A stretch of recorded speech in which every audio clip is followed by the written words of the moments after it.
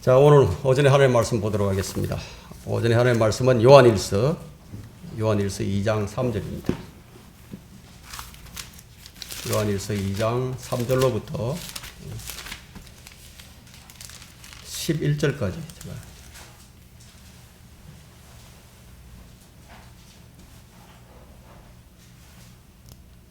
다 찾으셨습니까? 제가 받들어 읽도록 하겠습니다.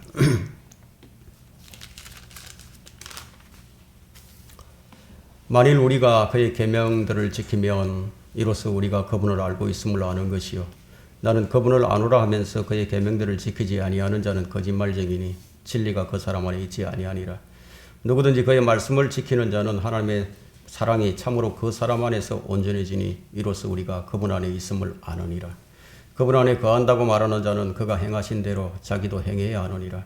형제들아, 내가 너희에게 쓰는 것은 새 계명이 아니라 처음부터 너희가 가졌던 옛 계명이라. 이 옛 계명은 너희가 처음부터 들었던 말씀이니라. 또 내가 너희에게 새 계명을 쓰노니 이는 그분과 너희에게 참된 것이라. 이는 어둠이 지나갔고 이제 참빛이 빛나고 있기 때문이라. 그 빛 가운데 있다고 말하면서 자기 형제를 미워하는 자는 지금까지도 어둠 가운데 있느니라.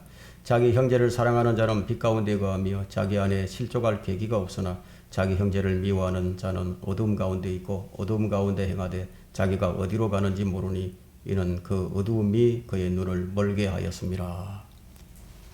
오늘 설교 제목은 무늬만 있는 그리스도인입니다. 무늬만 그리스도인. 예수님께서 다시 오신다고 여러 번 걸쳐서 말씀을 하셨습니다. 마지막 계시록 마지막 장에서는 3번이나 이제 말씀을 하셨는데요. 이 무늬만 있는 그리스도인, 이 명목상 그리스도인인데요. 말하자면 말로는 믿는데 행위로는 안 믿는 자예요. 행위로는 부인하는 사람이죠. 예수님은 마태복음 25장에서 열 처녀의 비유를 말씀하신 후에 이렇게 말씀을 하셨습니다. 그러므로 깨어 있으라. 너희는 인자가 오실 그날과 그 시간을 모르기 때문이라. 물론 이 열 처녀의 비유는 대환란을 말하는 것이지만 영적으로 우리 이 시대에 적용을 해본다면요.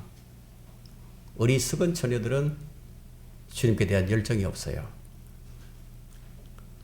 제가 왜 이런 설교를 할 수밖에 없는가 하면 교회를 다니고 있지만 확신이 없어요. 거듭남의 확신도 없이 다니는 사람들이 너무 많기 때문에 거듭나지 않으면 하나님 나라에 들어갈 수가 없습니다. 이름만 그리스도인인 사람은 성령으로 태어나지 못한 사람입니다. 교회를 다니고 있지만 주님의 이름을 부르고는 있지만 거듭나지 않아서 성령이 없는 사람이에요. 말하자면 그리스도의 사람이 아닌 것이죠. 이런 자들은 차지하고 거듭난 성도들 가운데서 어리석은 사람과 현명한 사람을 논하고자 합니다. 구원받고 거듭난 그리스도인이 이제 무늬만 있는 그리스도인으로 변해가고 있습니다. 이제 주님과 동행하지도 않고 주님과 교제하지도 않습니다. 그런데도 자신들이 얼마나 취약한 상태에 있는지 알지를 못해요. 다시 오실 주님을 맞이할 준비가 전혀 안 돼 있어요.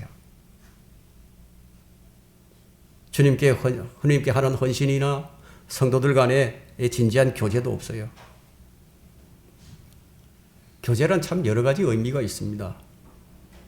주님께서 우리에게 서로 이러한 말로 위로하라고 말씀하시면서 하신 말씀이 우리 몸의 구속에 대해서 말씀을 해주셨어요. 그 우리의 교제가 어떤 교제가 되게 할 것인지를 말씀해 주신 것이죠.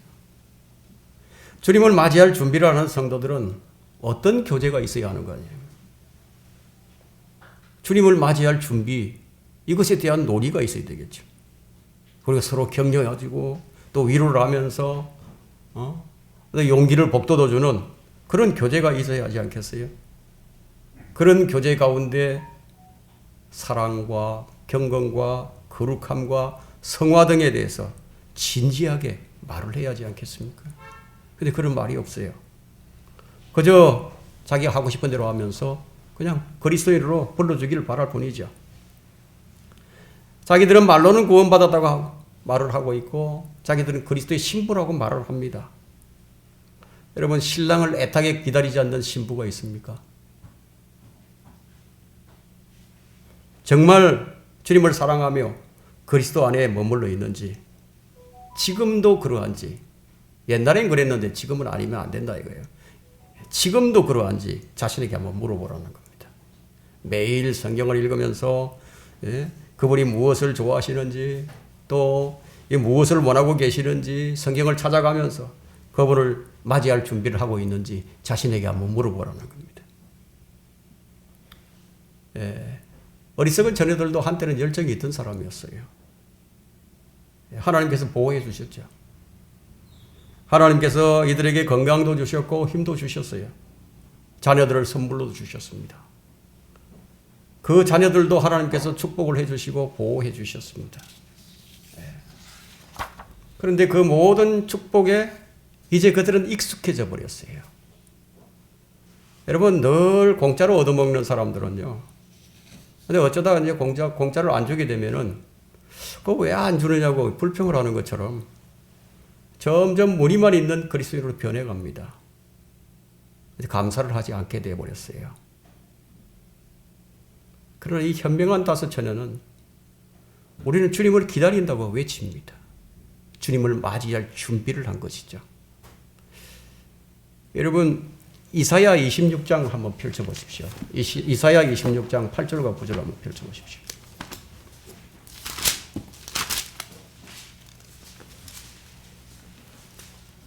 오 주여, 정녕 주의 심판의 길에서 우리가 주를 기다렸사오니 우리의 혼의 사모함이 주의 이름에 있고 주를 기억함에 있나이다.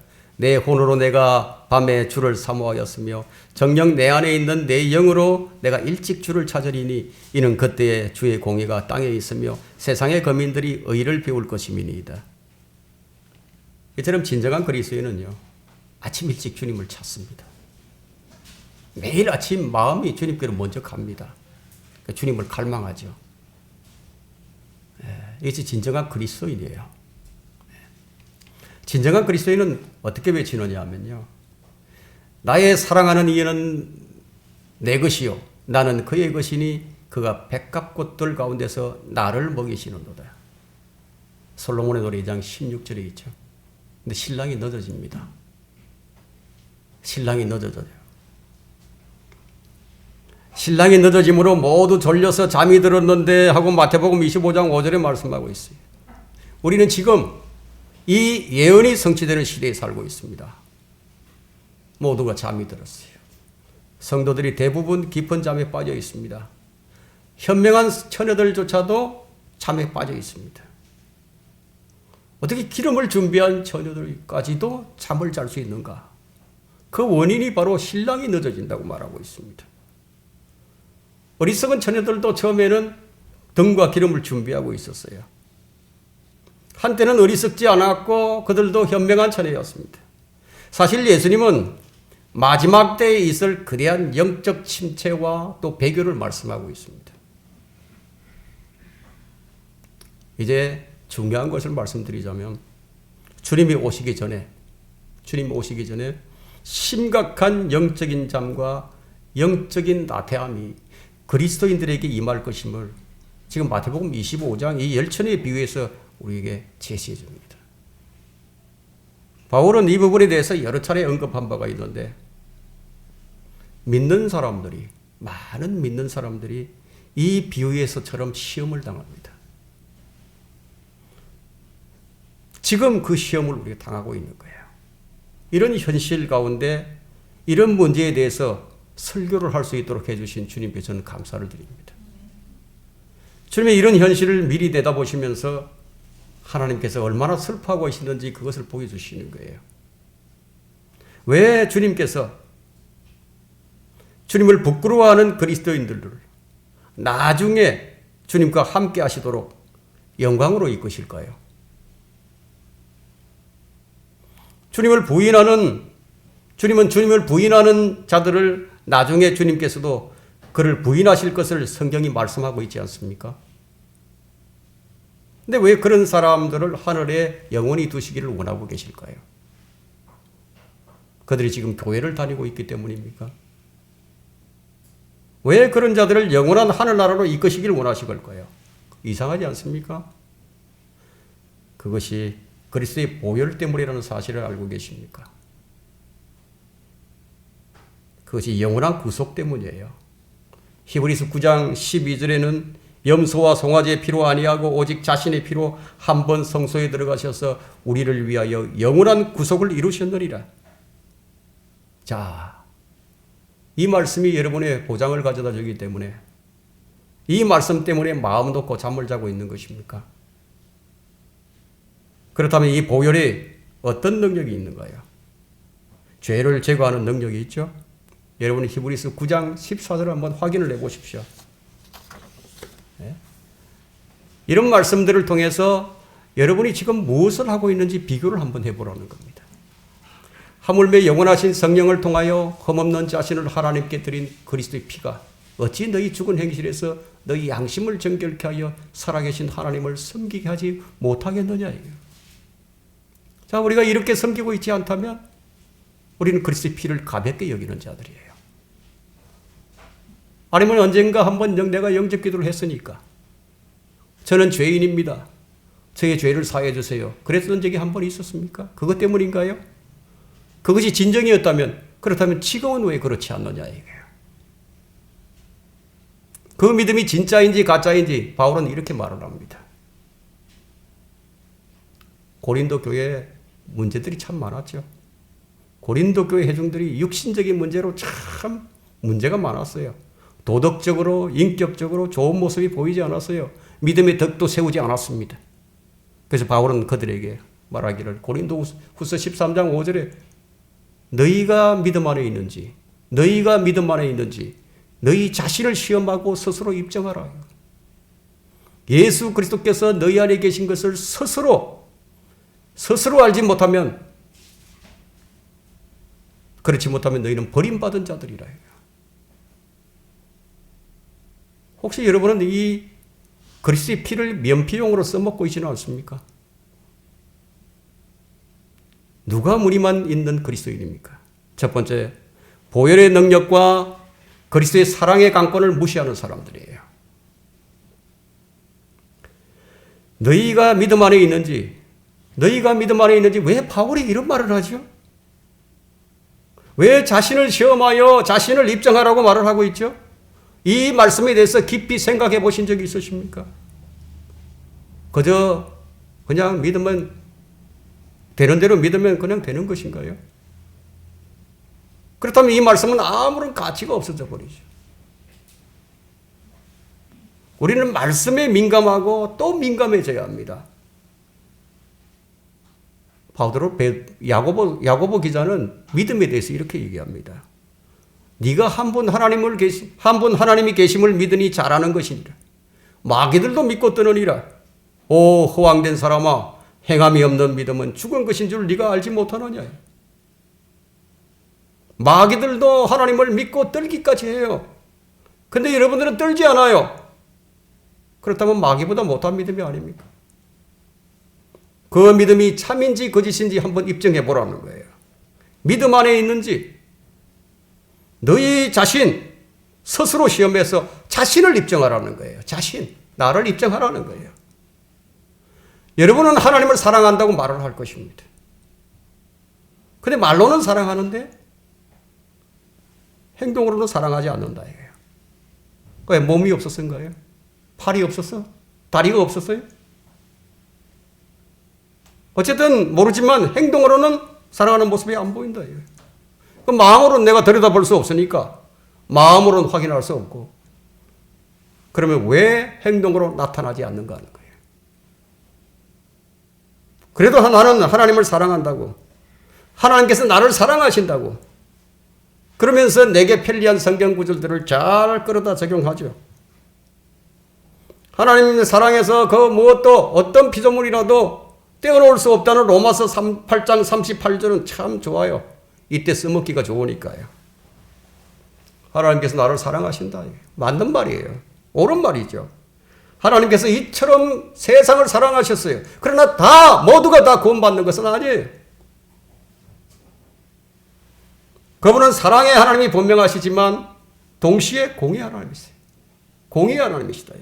그분은 거룩하시고 의로우시다. 거짓이 없으신 분이다.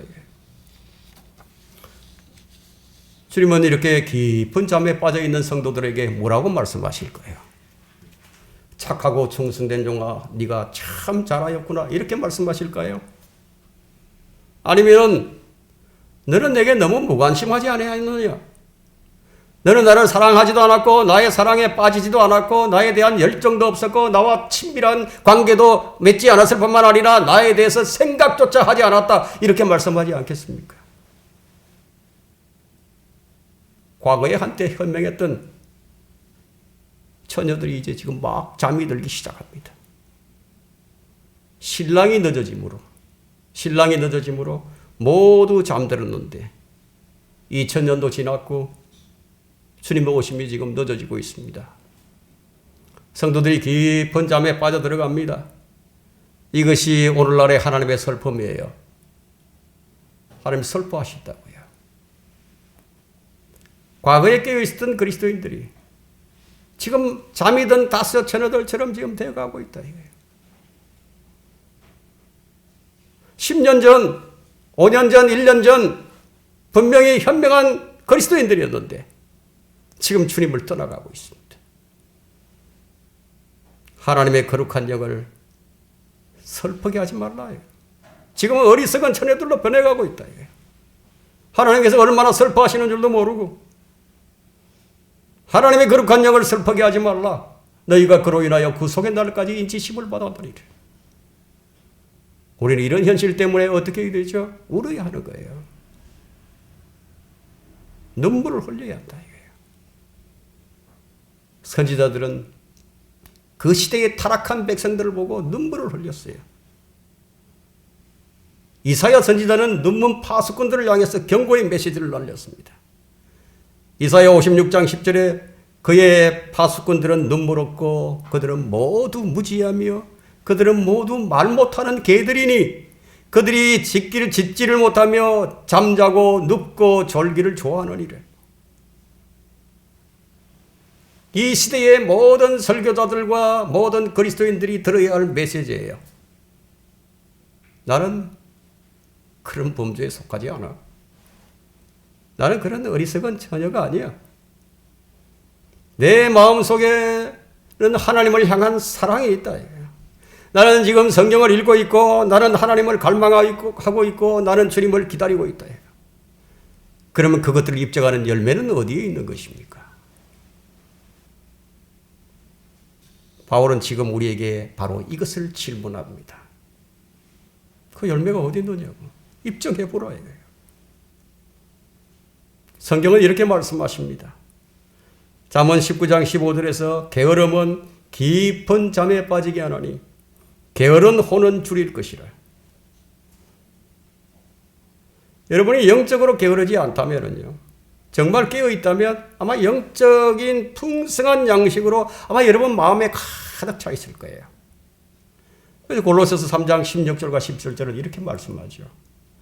그리스도의 말씀이 모든 지혜로 너희 안에 풍성히 거하게 하되 시와 찬송과 영적인 노래로 서로 가르치고 권면하며 너희 마음속에 은혜로 주께 노래하고 또 말에 있어서나 행실에 있어서나 무엇을 하든지 모든 것을 예수 그리스도의 이름으로 하고 그를 통하여 곧 하나님 아버지께 감사를 드리라.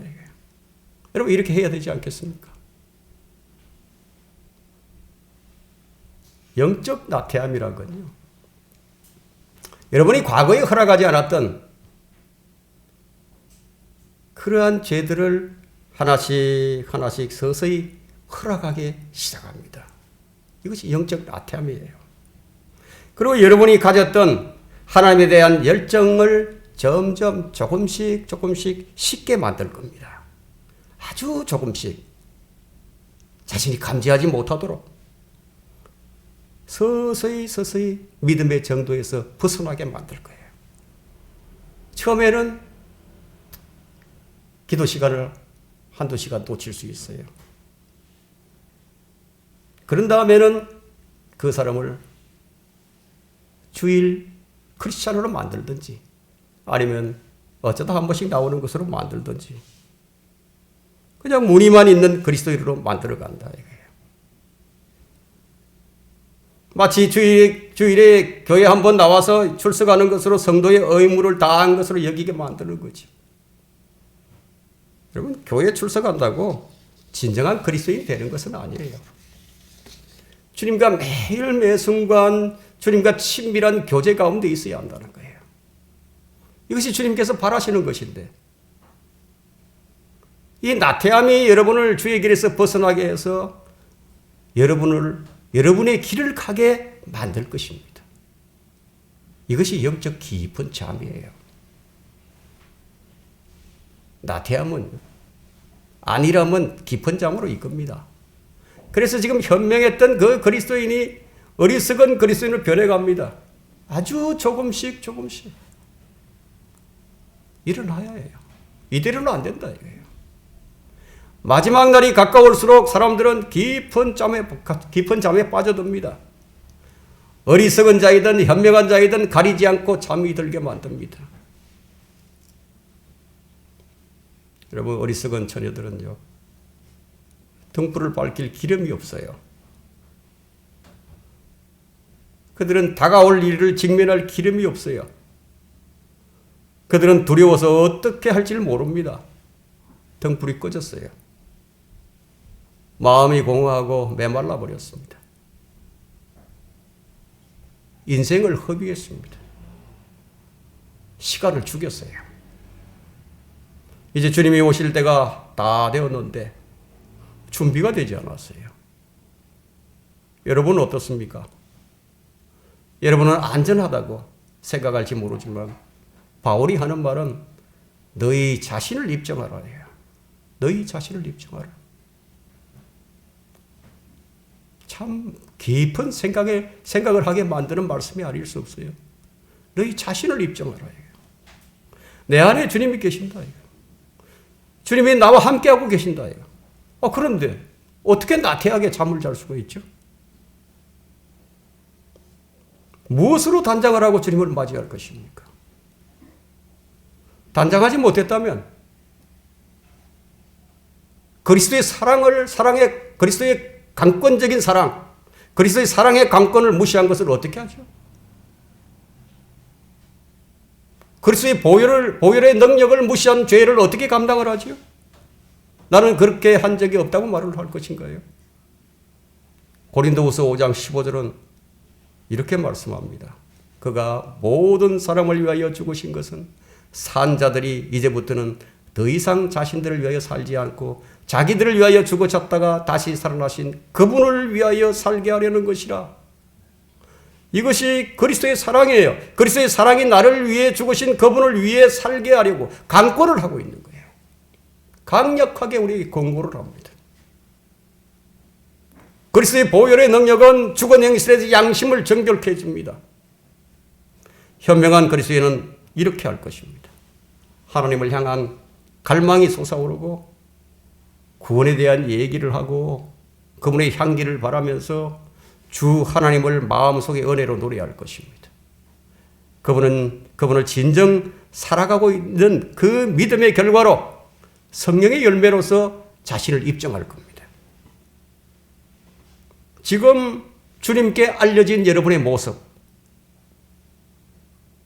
주님이 만일 오늘 오신다면 여러분이 가진 그 모습, 알려진 그 모습 그대로 주님께 알려지게 되는 거죠. 주님은 갑작스럽게 오신다고 말씀하셨습니다. 지금 잠이 든 상태에서 주님이 오신다면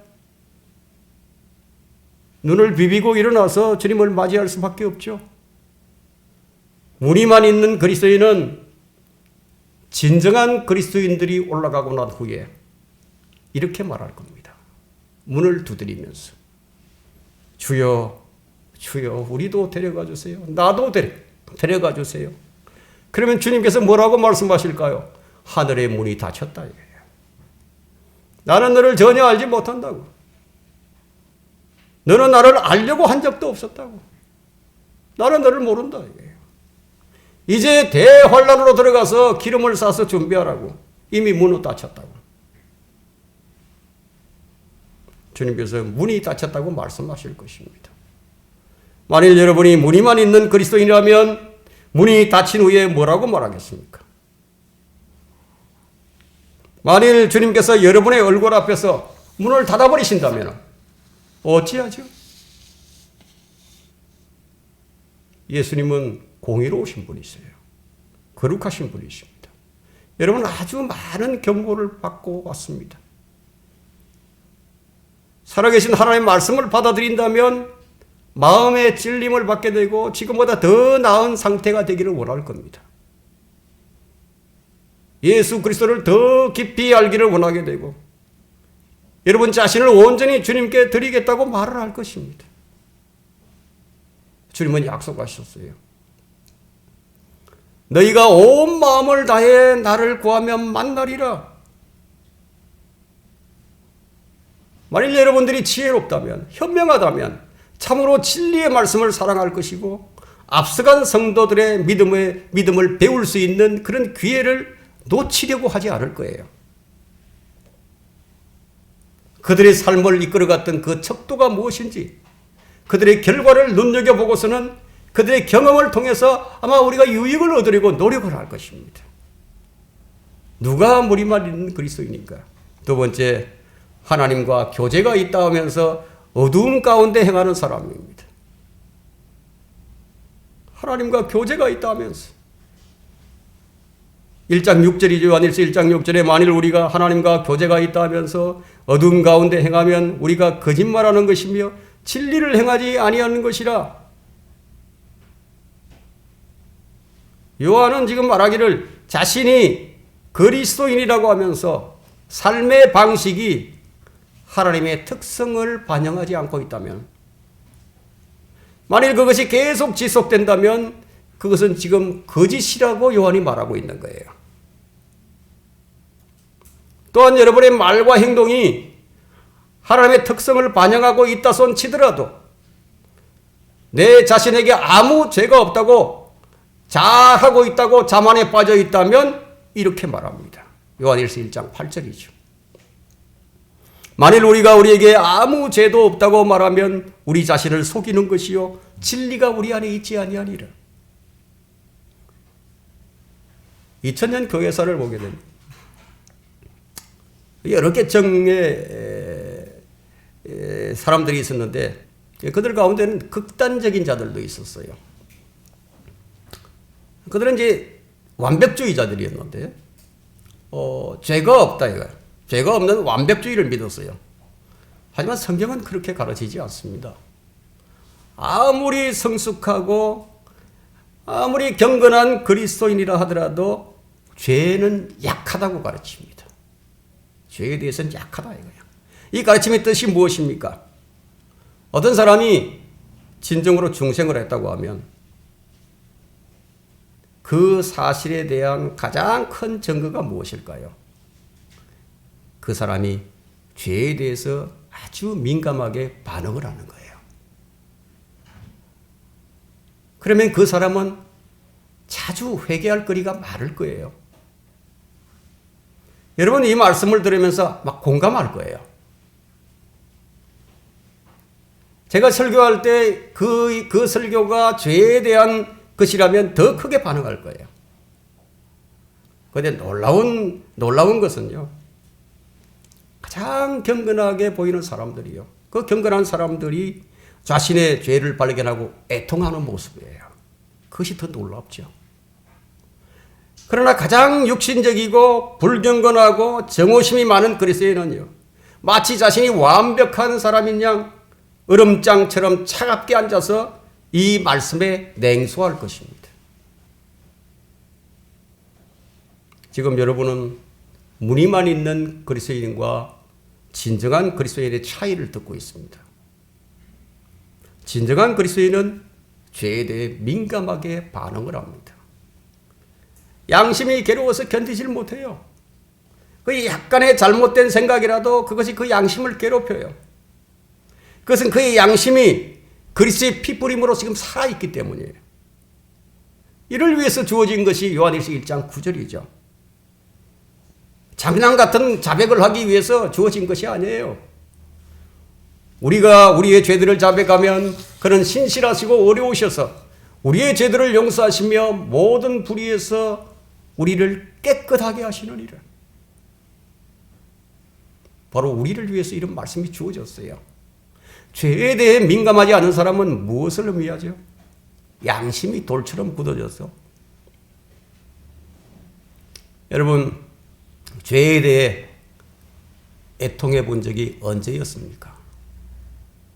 그것이 너무 오래되진 않았습니까? 정말 무서운 일이에요. 주님 앞에서 죄 때문에 무너졌던 적이 언제였습니까? 아마 이 말씀이 무슨 말씀인지 잘 이해가 안 되는 분들도 있을 것입니다. 그렇다면 그는 무늬만 있는 그리스도인이에요. 우리가 하나님의 자녀라면 하나님께서 우리를 지켜주세요. 하나님 질투하시는 하나님이신데 하나님이 이스라엘에 대해 그분 자신을 질투하시는 하나님으로 밝히셨어요. 하나님께서 이스라엘보다 교회보다 이스라엘을 더 사랑하실까요? 아니겠죠. 교회를 더 사랑하시죠. 하나님은 여러분을 질투하시는 사랑의 눈으로 지금 지켜보신다는 거예요. 그래서 그리스도의 사랑으로 우리를 지금 강권하고 있습니다. 우리 안에 계신 성령께서 정인이십니다. 성령을 통해서 하나님의 사랑을 우리에게 풍성하게 부어주셨을 뿐만 아니라 그분의 사랑을 우리 안에서 확정까지 해주셨습니다. 이스라엘은 그분의 피로 사시지 않으셨지만 신약의 그리스도인들은 자신의 피로 값을 치르고 사셨어요. 그렇다면 하나님께서 여러분을 얼마나 질투하시겠어요? 어떤 차이가 있는지 이제 이해하셨을 겁니다. 내가 거룩하니 너희도 거룩하라. 이것이 질투하시는 하나님께서 자녀들에게 내리신 특별한 명령이에요. 여러분은 죄에 대해서 얼마나 민감하십니까? 예를 들었어요. 어떤 사람이 자기 친구와 꼭 필요한 책이 있어서 서점에 갔어요. 그런데 그 서점에 딱 책이 2권밖에 없어요. 마치 우연이라도 한 것처럼. 근데 자기가 든 책 속에 책장에 좀 찢어진 것을 발견했어요. 그래서 자기 친구 것과 살짝 바꿔치기를 했습니다. 그리고 집에 돌아왔어요. 그런데 그것 때문에 양심이 괴로워요. 너무너무 힘들어요. 양심을 찔러와서 견딜 수가 없어요. 그래서 그는 곧바로 자백을 합니다. 그리고는 친구에 전화를 걸어요. 지금 당장 만나야겠다고. 금방 헤어졌는데 당장 만나야 되겠다고. 그 친구가 전화로 얘기하지 왜 만나자 그러냐고. 금방 헤어졌는데. 아니라고. 친구의 집으로 달려갑니다. 달려가서 그 친구에게 용서를 구합니다. 그가 왜 그렇게 했을까요? 그가 경건한 사람이었기 때문에 그랬을까요? 아닙니다. 그것은 왜냐하면 하나님께서 하나님의 자녀들을 지키시니까요. 그분의 영이 우리 안에서 슬퍼하시니까요. 그 하나님의 영이 그에게 전달이 된 거예요. 사람들은 말을 합니다. 주님께 헌신의 삶을 살겠다고. 결심도 하고 고백도 합니다. 그런데 정작 집에 앉아서는 텔레비전을 보면서 유튜브를 보면서 그 모든 더러운 것들을 시청을 합니다. 그리고 그 사람은 그것이 죄가 되는 것인 줄도 모릅니다. 같은 죄를 반복해서 짓고 자백과 죄를 반복하고 있지는 않습니까? 여러분이 아셔야 할 것이 있어요. 제가 아는 분 중에요. 1년이 조금 지난 것 같습니다. 악한 죄로 발각되신 분이 있어요. 아니 어떻게 그런 분이 어떻게 그런 분이 죄에 떨어질 수가 있느냐. 그 질문할 사람이 있죠. 그 사람은 죄에 떨어진 게 아니에요. 누구도 죄에 떨어지지 않아요. 그냥 죄에 미끄러진 거예요. 미끄러져 버렸어요. 여러분은 어떻습니까? 한 달 전에 생각조차도 하지 못한 일을 지금 조금씩 저지르다가 지금은 더 큰 죄를 저지르고 있지는 않습니까?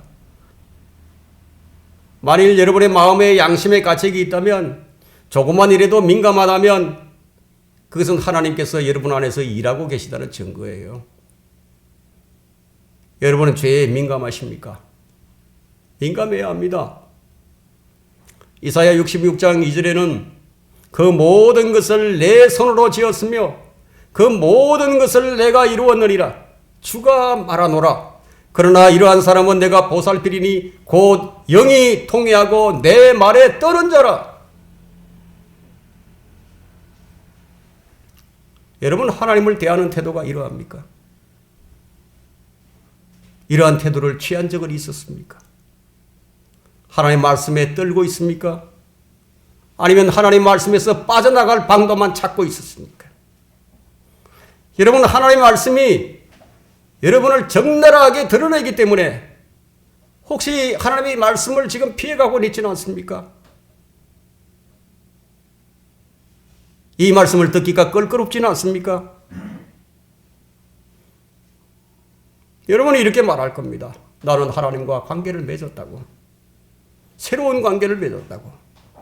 그리고 그리스도의 피로 구속받아서 구원의 간증을 말할 것입니다. 그리고는 자기 마음대로 살아갑니다.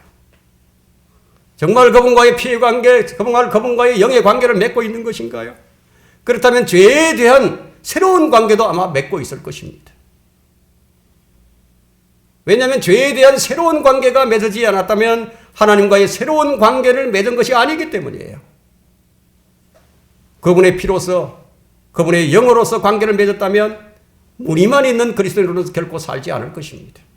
누가 무리만 있는 그리스도인인가? 세 번째, 말로는 그분을 안다고 하면서 그의 계명들을 지키지 않는 사람들이에요. 요한일서 2장 4절을 한번 보세요. 나는 그분을 아노라 하면서 그의 계명들을 지키지 아니하는 자는 거짓말쟁이니 진리가 그 사람 안에 있지 아니하리라. 여러분, 한국 교회 상태가 어떻다고 생각을 하십니까? 지금 이 나라의 한국 교계를 한번 보세요. 그래도 하나님 보시기에 좀 나은 편이라고, 괜찮은 편이라고 생각하십니까? 한국 교회는요, 교세가 확장이 되었어요. 아주 넓게 펴져나갔어요. 근데 깊이는 1cm도 들어가지 않습니다. 바람이 불면 휙 날아갈 판이에요. 한국 교회 복음이 정말 우습죠. 복음 전파 방식이요, 이단과 도찐개찐입니다. 여러분은 그분을 어떻게 아십니까? 여러분은 예수 그리스도를 어떻게 아십니까? 저는 교회 다니는 사람들 이렇게 묻고 싶어요. 여러분이 다니는 교회 목사들에게 한번 물어보라고. 나는 왜 구원의 확신이 없는지, 교회를 한두 해 다닌 것도 아닌데 주님이 내 안에 계신지 안 계신지 내가 잘 모르겠다 이거예요. 그러면 여러분이 다니고 있는 그 교회 목사가 뭐라고 대답을 할까요? 방금 우리가 보았던 요한일서 2장 4절의 말씀을 전해주는 그런 목사가 있을까요? 아니면 우리가 서두에서 읽었던 고린도후서 13장 5절의 말씀으로 확인해보라고 말하는 그런 목사가 있을까요? 그렇다면 여러분들은 그 여러분의 목사를 신뢰해도 좋습니다. 성경이 말하는 것을 들으라는 거예요. 여러분이 구원을 받았는지 그 사실을 어떻게 아는가요? 여러분은 여러분의 마음을 믿을 수 있으십니까? 여러분 마음을 믿을 수 있어요? 사람의 마음은 만물보다 거짓되고 심히 악하다고 말을 하고 있는데, 여러분의 양심이, 여러분의 마음이 성경을 대체할 만큼 깨끗한가요? 그것을 기준으로 삼을 만한 것인가요? 그것을 지금 묻는 거예요. 요한은 이렇게 말을 합니다. 요한일서 2장 3절에서 우리가 그의 계명들을 지키면 이로써 우리가 그분을 알고 있음을 아는 것이요, 이 말씀으로 모든 의구심을 싹 정리를 해줘 버리죠. 이 말씀은 지금 현재 진행형이에요. 지금 내가 그분의 계명을 지키고 있으면은 그분을 알고 있다고 지금 말하는 거예요. 바울이 너의 믿음을 시험해 보라고 입증해 보라고 한 말씀과 연결되지 않습니까? 이 방식으로 시험하면 되는 거예요. 근데 나는 그분을 아노라 하면서 그분의 계명들을 지키지 않고 있다면 성경이 뭐라고 얘기를 하고 있죠? 그분을 모르는 것이라고요. 여기서 우리는 한 가지 더 살펴봐야 합니다. 그분의 계명을 지킨다는 것을 무엇을 말하는 것이죠? 죄가 전혀 없이 사는 것을 말하는 것인가요?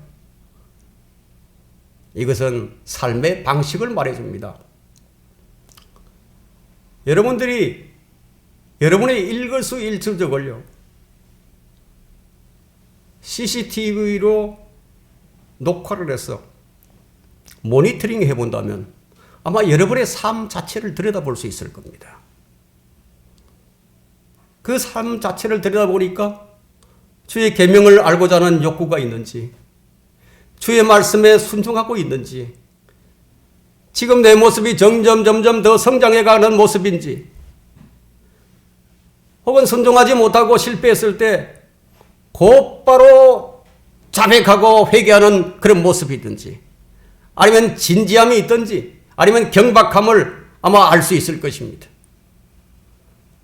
만약 여러분이 가끔은 그래도 계명을 지켰다고 말을 한다면 사랑의 사도인 사도 요한의 말을 우리는 들어볼 필요가 있습니다. 만일 우리가 그의 계명들을 지키면 뭐죠? 지속성이에요. 그의 계명들을 지키면 지속성이에요. 지속성이 요구되고 있죠. 왜 그런가 하면요, 여러분 빌립보서 1장 6절을 한번 펼쳐보십시오.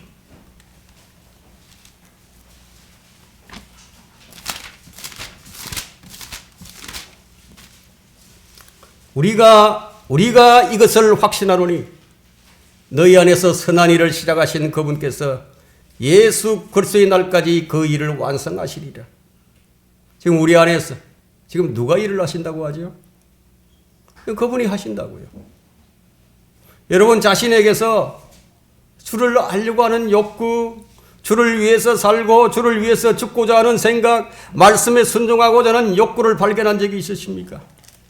주님과 새로운 관계를 맺었다면 아마 그런 경험이 있었을 것이에요. 구원받은 사람은 그분의 계명과 새로운 관계를 맺어야 하는 거예요.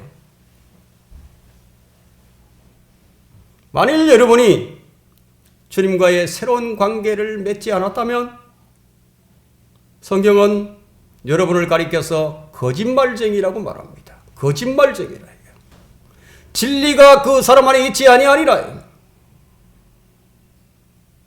무리만 그리스도인이 아니라면 이 말씀을 들을 때 그 말씀이 나에게 어떻게 들릴까요? 예레미야 23장 29절에 말씀하기를 주가 말하노라 내 말이 불같이 아니하냐? 바위를 부숴내는 큰 망치같이 아니하냐? 아마 이렇게 들릴 거예요.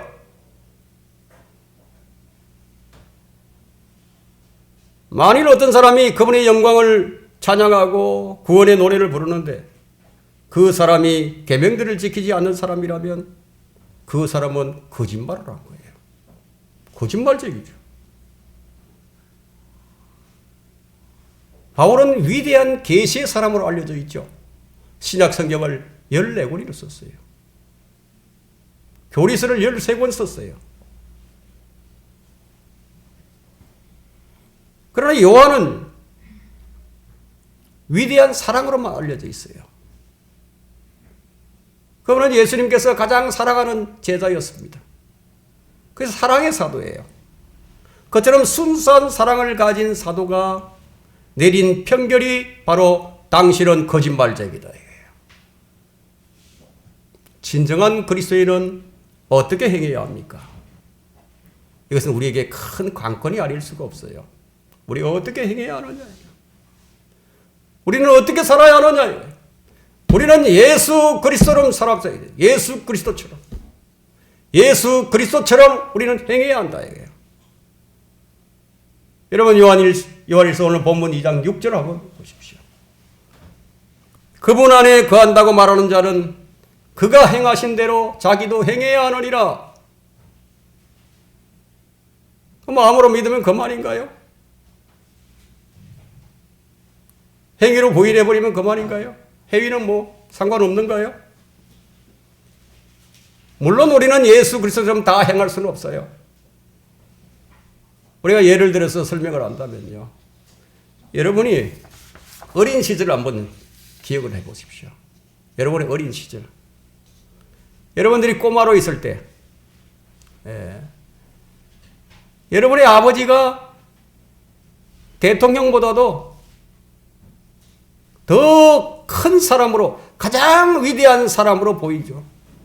그래서 아버지를 닮고 싶은 거예요. 바로 이것입니다. 주님은 우리를 위해 한 발자취를 남겨놓으셨어요. 근데 그 발자취가 고난의 발자취입니다. 마치 눈이 찍혀있는 선명한 발자국처럼 찍혀 있어요.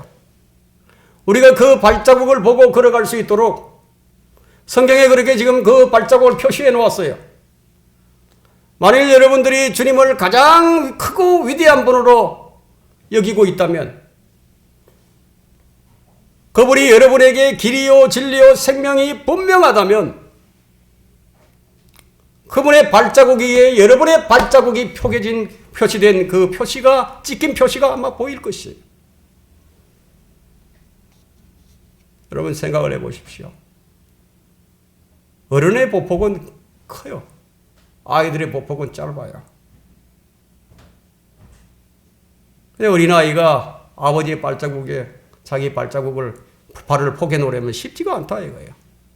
그래서 아이는 뒤뚱거리죠. 그리고 때로는 넘어지면서도 그래도 일어나서 아버지를 따라간다 이거. 아버지 발자국을 포개 놓는다고. 이것이 우리가 주님을 따르는 모습입니다. 여러분이 가장 원하는 것이 무엇입니까? 예수님처럼 행하기를 원하십니까? 예수님처럼 되기를 원하십니까? 그러면 여러분이 그분의 발자취를 따르고 있어야 하지 않겠어요? 이런 욕구가 여러분에게 발견되지 않는다면 아마 여러분들은 다른 사람을 따라가고 있는 여러분의 모습을 발견하게 될 겁니다. 그러면 세상 사람들과 무엇이 다르죠? 무슨 차이가 있죠? 저는 여러분에게 헌신을 다짐하라고 말씀드리는 게 아니에요. 정말 이 말씀으로 여러분 자신을 한번 비춰보라고 말씀드리는 겁니다. 지금 요한이 말하고 있는 계명이 무엇인가 하는 거예요. 말씀의 결론을 내리겠습니다. 주의 계명은 무거운 것이 아니에요. 요한이서 1장 6절 한번 보십시오. 사랑은 이것이니 우리가 그의 계명들대로 행하는 것이라. 그 계명은 이것이니 너희가 처음부터 들은 바와 같이 너희가 그 사랑 안에서 행해야 한다는 것이라. 계명은요, 행하라고 주어진 거예요. 행하지도 않을 계명을 왜 주십니까? 행하라고 주신 거다. 자, 이 계명은 마가복음 12장 30절로 연결이 됩니다. 마가복음 12장 30절은 네 마음을 다하고 혼을 다하고 생각을 다하고 힘을 다하여 주 너의 하나님을 사랑하라. 이것이 첫째 계명이니라. 둘째는 이와 같으니 곧 내 이웃을 내 자신과 같이 사랑하라는 것이라. 이들보다 더 큰 다른 계명은 없느니라. 이 말씀은 자연스럽게 요한복음 13장 34절로 연결이 됩니다. 내가 새 계명을 너희에게 주노니 이는 너희가 서로 사랑하라는 것이라. 내가 너희를 사랑한 것 같이 너희도 서로 사랑하라.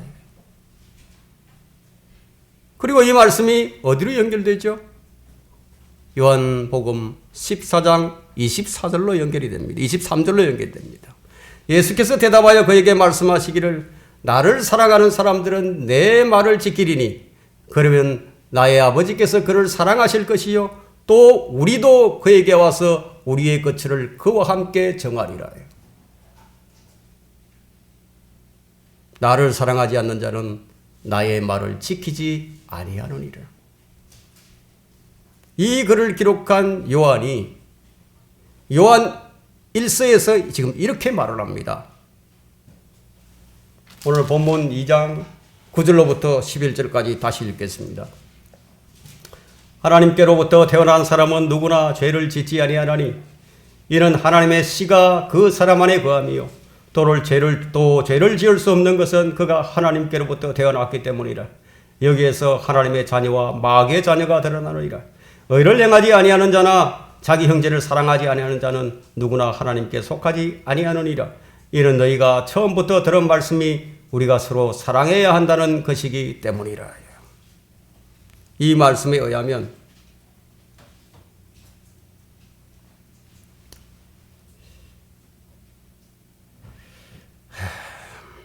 자기가 빛 가운데 있다고 하면서 자기 형제를 미워하고 정죄하고 저주하게 된다면 그 사람은 어둠 가운데 있는 것이 분명한 거예요. 그런데 우리는 이런 사람들을 참 많이 봅니다. 자신이 마치 하나님이라도 된 것이냐 의기양양하며 저주를 퍼붓죠. 자신은 진리, 빛 가운데 있다고 말을 하면서 진리를 알고 성경 박사가 되어 있다 하더라도 그는 거짓말쟁이다. 이거. 자신이 어디로 가게 될지 정확히 모르는 사람이에요. 우리는 이 부분을 돌아보지 않으면 안 됩니다. 실제 생활에서 형제를 사랑하지 않는다면, 교제하기를 원치 않는다면 그건 눈먼 사람입니다. 이거요. 지금 요한이 지금까지도 어두움 가운데 있다고 말을 하죠. 어떻게 사랑을 해야 합니까? 내가 너희를 사랑한 것 같이 주님이 우리를 사랑한 것 같이 하면 되는 것입니다. 주님의 발자취를 따르는 사람이 반드시 해야 할 것이 무엇이냐? 바로 형제 사랑이에요. 어떻게 사랑을 해야 하는 것인가? 그 성경에 우리가 예를 한번 들어보겠습니다. 여러분 마태복음 25장 43절을 한번 펼쳐보십시오.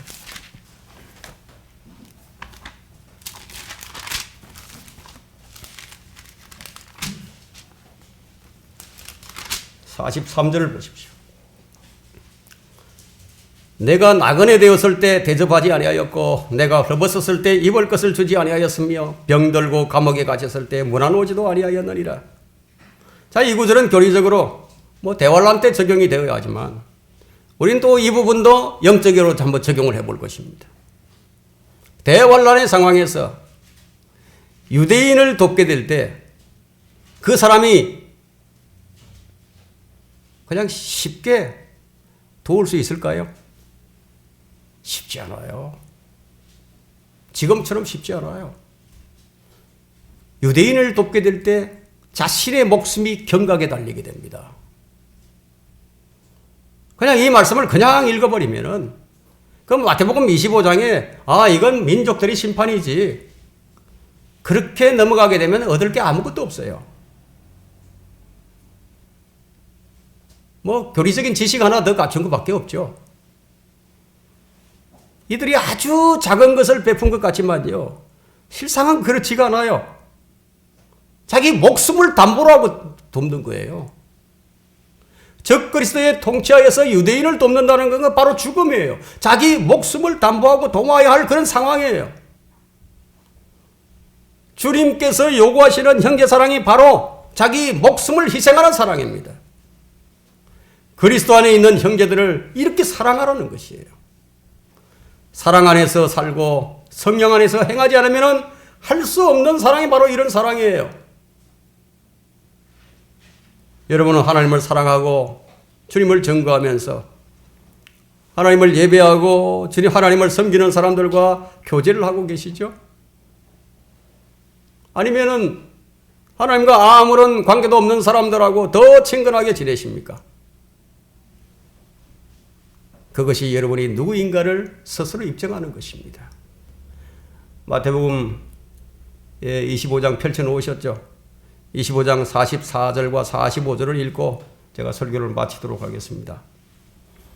그때 그들도 대답하여 말하기를 주여 언제 우리가 주께서 굶주리신 것과 목마르신 것과 나그네 되신 것과 헐벗으신 것과 병드신 것과 감옥에 갇히신 것을 보고 돌보아 드리지 아니하였나이까? 라고 하리니 왕이 그들에게 대답하여 말하기를 진실로 진실로 내가 너에게 말하노니 너희가 이들 중에 가장 작은 자 하나에게 하지 아니한 것이 곧 나에게 하지 아니한 것이니라 하니라.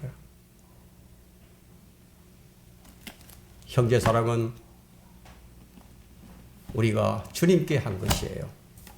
형제 사랑은 주님을 사랑하는 것입니다. 설교를 마치겠습니다.